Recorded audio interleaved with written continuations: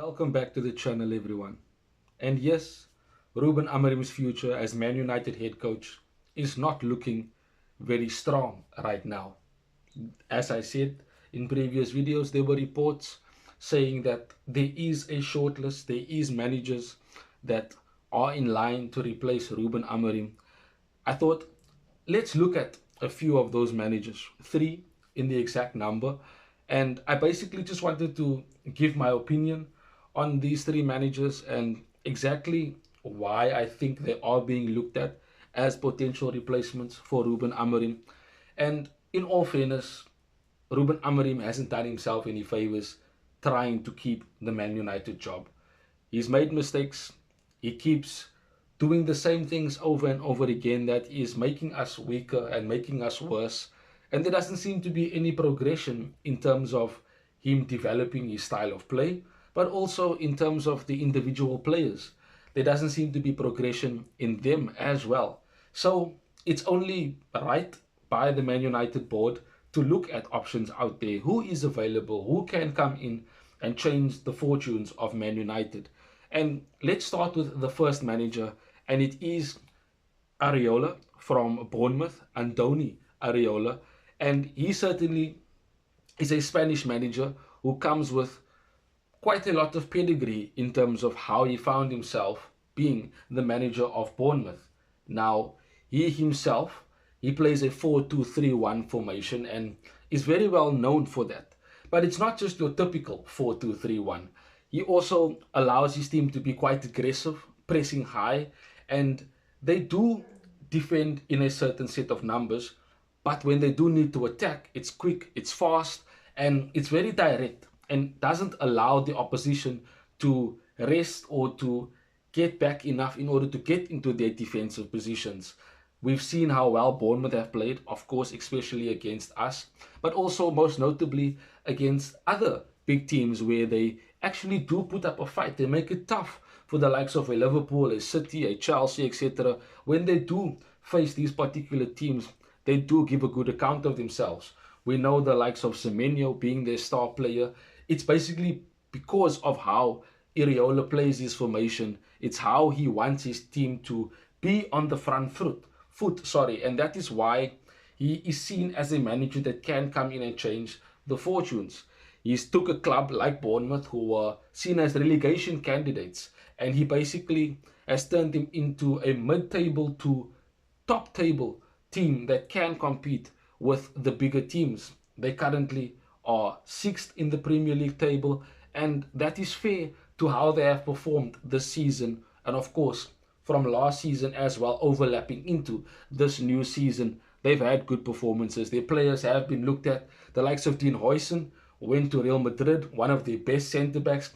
Zabani went to PSG. That basically was their centre back pairing last season for Iriola, and we saw just how good they were defensively. And in terms of his overall stats at Bournemouth, and for all these managers, I will be focusing only on their league stats because when they do, and if they do come to Man United, the Premier League stats is basically what is going to be their bread and their butter. So for Areola himself, he's at 94 matches since he was appointed in 2023 for Bournemouth, and he only has 38 wins. Not a high number, but if you look at the entirety of his tenure so far as Bournemouth manager, it has been more good results than bad results, and he's brought a sense of foundation stability to the club where they now can look to bring in players to strengthen the team, but also still be able to compete at a high level in the Premier League. But that's just Andoni Iraola as the first one. The second one I want to talk about is Xavi. And I'm not talking about Xabi Alonso from Real Madrid or Bayer Leverkusen previously. I'm talking about Barcelona's Xavi, the legend that we all know him to be, the Spanish now manager. But he is now currently without a club. But his time at Barcelona was quite revolutionary in how he developed the La Masia talent that you see now taking the forefront of the Barcelona team. The likes of Fermin, Pedri, Gavi, Yamal, etc. They all come from him and his youth development days as he basically gave him their debuts and gave them their breakthroughs into the first team. So he's very, very good when it comes to developing young players, which is part of Man United's DNA. And that is one of the reasons why he's seen as a potential replacement for Ruben Amorim. Now, he himself plays with a 4-3-3 formation, which is expected. I mean, he's a Barcelona legend when he was playing there.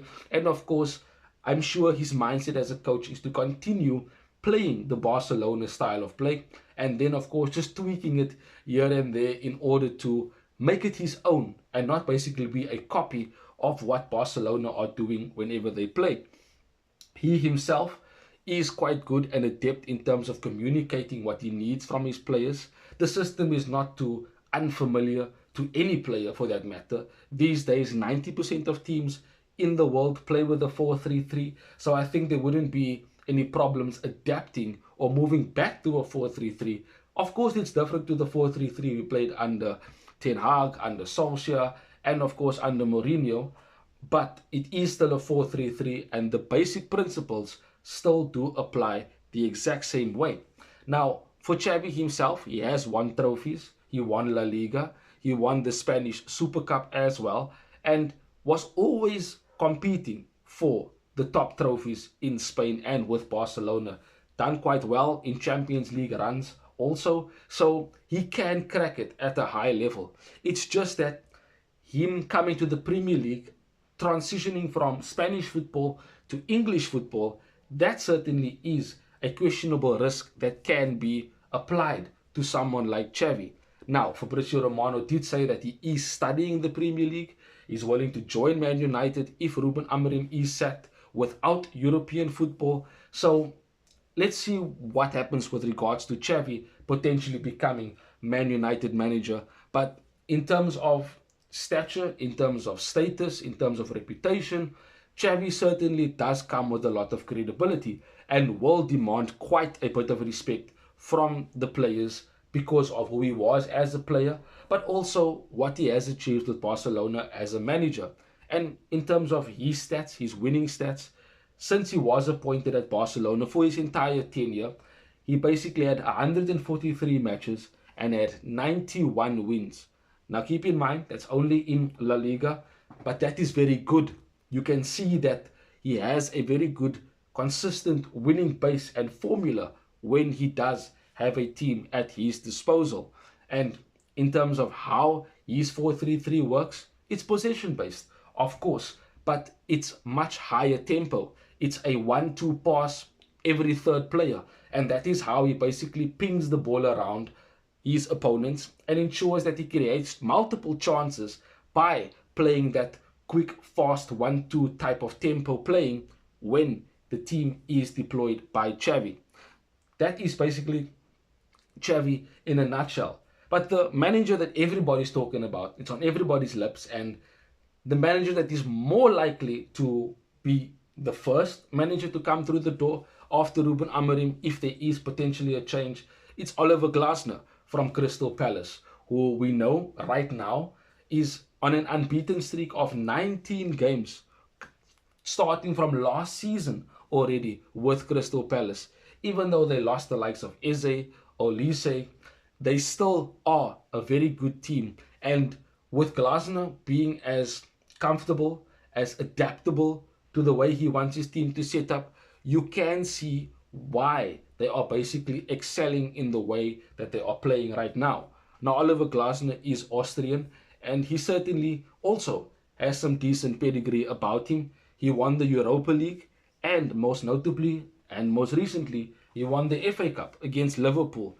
And that in itself showed you just how good Oliver Glasner's style of play can be when he has the right players. Now, the formation he currently favors is basically a 3-4-2-1, which is the same like Ruben Amorim, but the structure is different. The implementation of this particular formation is different to what Ruben Amorim wants Man United to do.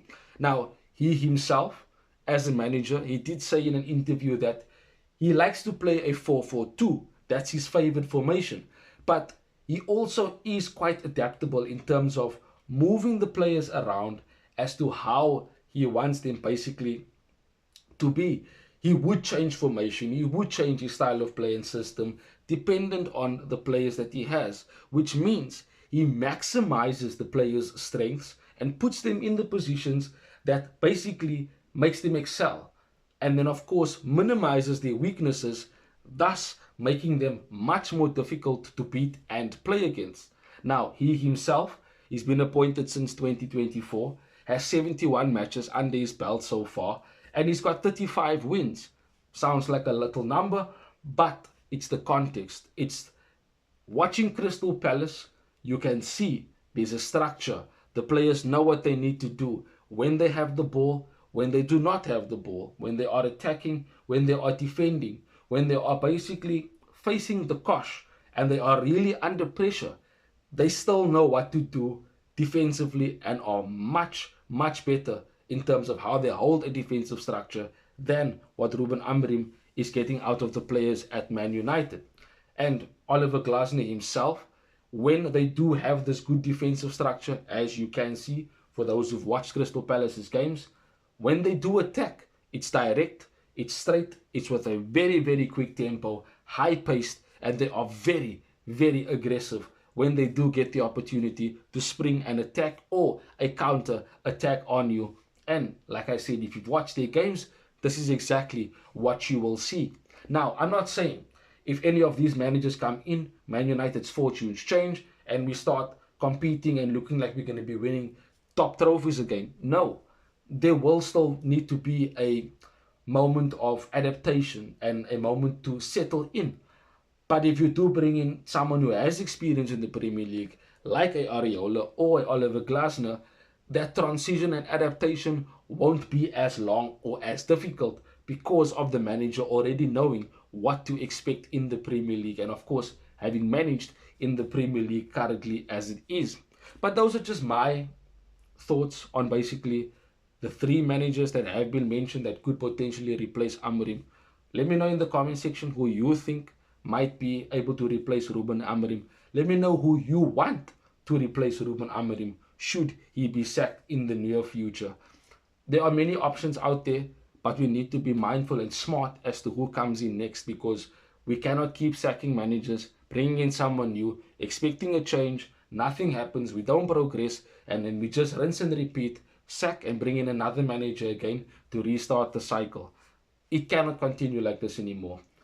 I'm not going to say I want Amorim to be sacked, but right now, based on facts, based on stats, it is not looking good for Ruben Amorim as Manchester United head coach.